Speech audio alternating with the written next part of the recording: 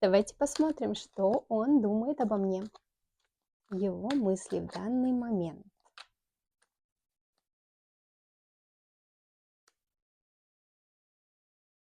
Мгм. В принципе, здесь энергии такие, он может многого не видеть, но достаточно миролюбивые энергии, да, и кайфушные. Здесь сам по себе партнер очень горячий, страстный, который хочет кайфушек, да, кайфануть.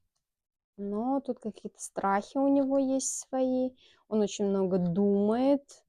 Тяжело, тяжело, в мыслях у него тяжело. Он больше такой, как я понимаю, да, человек достаточно немножко нацеленный на что-то легкое, на что-то кайфушное. Ну, возможно, ну, все переменится, да. Скоро все поменяется, конечно же. Человек хочет любви, сильной любви, но боится.